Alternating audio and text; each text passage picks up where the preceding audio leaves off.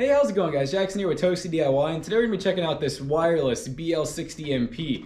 This is a soldering iron that does not require any butane and does not require a direct plug-in to an outlet. It is chargeable with a lithium-ion battery built into it. It comes with this really nice docking station where you basically just drop the iron into it and it charges, so there's no need to run an individual cord to it or anything. And it's definitely one of like the mid-range wireless soldering irons you can get, coming in around $50 on Amazon. Links in the description down below will be affiliate links. Essentially, you have a medium duty soldering iron inside of this little package here. You can change out tips as well, which is pretty nice. We will check out what kind of tips they can take, because it doesn't look like a standard Weller tip to me, but I could be totally wrong on that. It would make sense if they use a standard one. But they are saying it's 12 watts up to 950 Fahrenheit or 510 Celsius, which is pretty hot. I mean, usually 510 C is about like the highest I normally recommend going for like normal small electronic soldering and like radio wiring and stuff.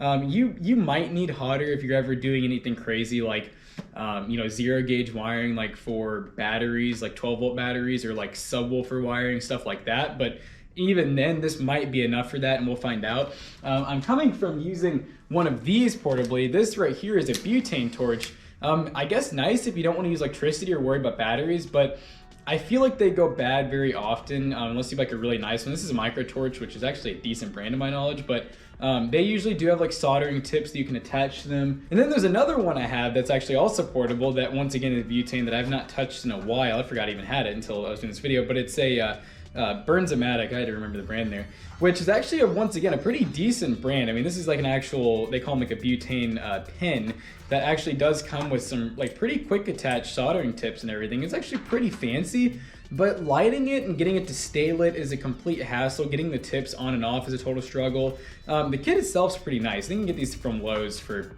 I think under 40 bucks. So, if you are really wanting butane, I do recommend these, but once again, doesn't last super long unless you take really good care of it.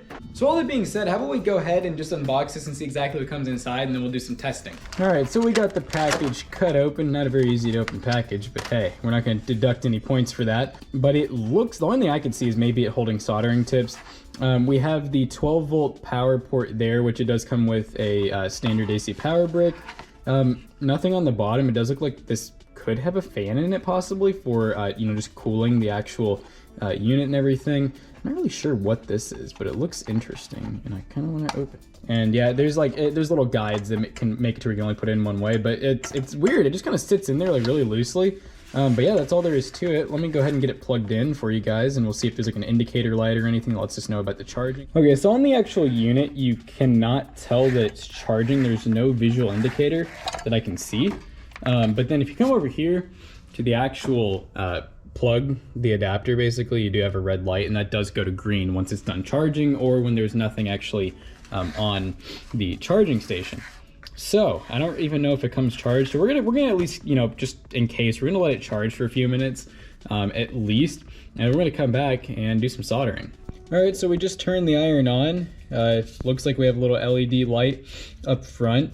So it's actually not too bad. I mean, it's obviously pretty dim, but it actually does illuminate. I think if we were in a pretty dark area, it'd be pretty come in handy. We have a red light here indicating that we are heating up. Did say about 25 seconds. I did actually figure out what that little doohickey was. That's basically a stand that goes on the side, just clips in there. It's pretty nifty, and you can stick it on the bottom. Man, we're already getting like burning smells. Hopefully the iron's not like getting ready to blow up already. Lithium ion batteries are scary. Let's see if we already have, oh my gosh, wow. Yeah, that's actually already heated up. So we have a really large tip here that's not ideal for doing this, but we're gonna try to do some precision stuff first.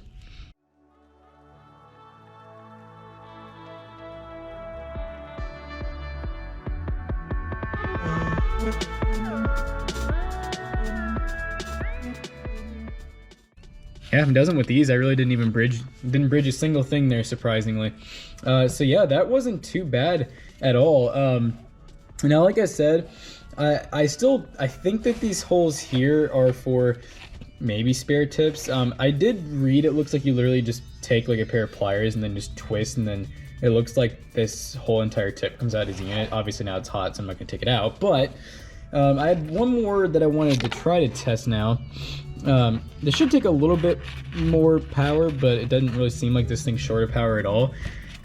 This is an alligator lead that has some basically 16 gauge speaker wire, so like individually braided copper wire, and it's been on there for a while, so it's pretty dirty, but I'm curious to see if I can just kind of sloppily basically just get a ton of solder on there to tie the lead together, just to make it more secure, because it's kind of just sitting in there.